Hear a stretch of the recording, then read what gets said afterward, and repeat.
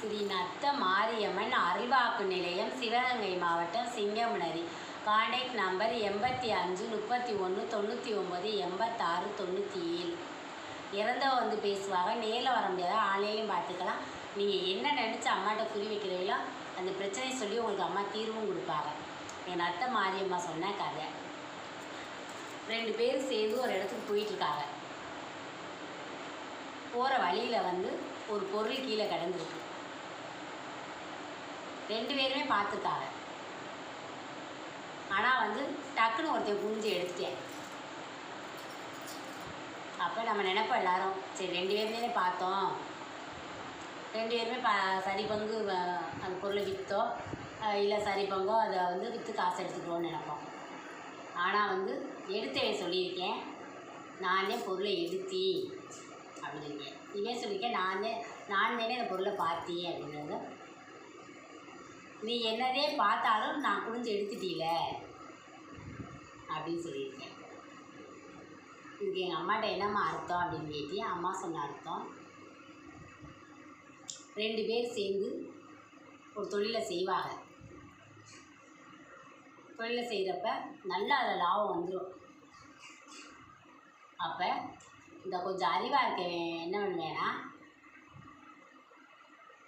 நம்ம எதுக்கு வேணுக்கு வந்து லாபத்தில் சரி பங்கு கொடுக்கணும். ஏன்னா நிறையா லாபம் வருது, ஒருத்தனே வச்சுக்கணுங்க ஆசைப்படுறோம்.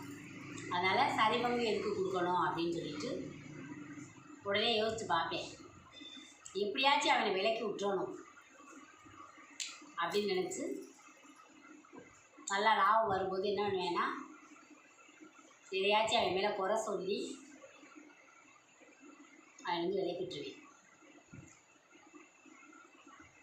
எப்போவுமே வந்து யாராக இருந்தாலும் சரி, நம்மளுடைய வாழ்க்கையில் நம்ம முயற்சியாகவே இருக்கணும்.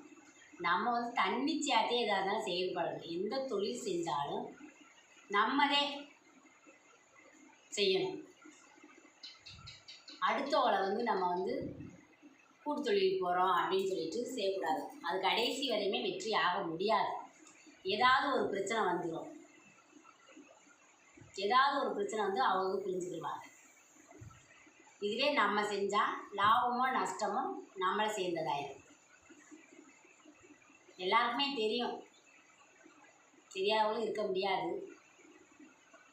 நமக்கு என்ன தேவையோ அதை நம்மளே முயற்சி பண்ணி ஒரு தொழிலாக இருந்தாலும் சரி, எதுவாக இருந்தாலும் நம்ம செய்யணும்னு நினச்சா நம்மளே செஞ்சு அது நம்ம 10 ரூபா வருமானத்தை நம்மளே பார்க்கணும். என் வாழ்க்கையில் நடந்த உண்மை சம்பவம்.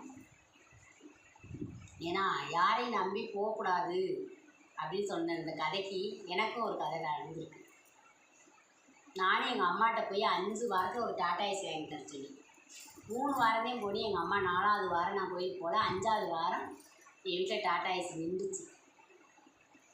அப்போ வந்து எங்கள் வீட்டுக்காருக்கு வண்டி ஓட்ட தெரியாது.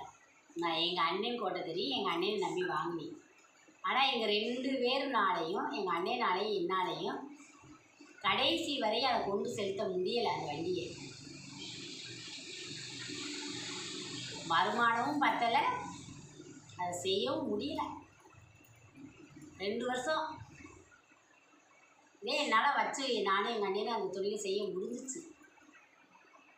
அதுக்கு மேலே கொண்டு செலுத்த முடியலை அந்த வண்டியை. இந்த கதையை சொன்னப்போ எங்கள் அம்மா 2வது கதை அப்படின்னு சொல்லிச்சு. துன்பமே வாழ்க்கைன்னு சொல்கிறீல்ல, உனக்கு தெரிஞ்ச தொழிலை நீ செஞ்சியா? நீயே அடுத்தவளை நம்பி செஞ்ச அப்படின்னு கேட்டுச்சு. அடுத்தவ வேறு யாருமே எங்கள் அண்ணன்தே. ஆனால் அன்றைக்கி எங்கள் அம்மா கேட்ட வார்த்தை, கூட பிறந்த அண்ணன் தங்கச்சியே ஒரு வண்டியை வாங்கி எங்களால் வந்து அதை வெற்றியாக்க முடியலை. வேறு வழி இல்லாமல் கடைசியில் அந்த வண்டியை நான் விற்றுட்டேன்.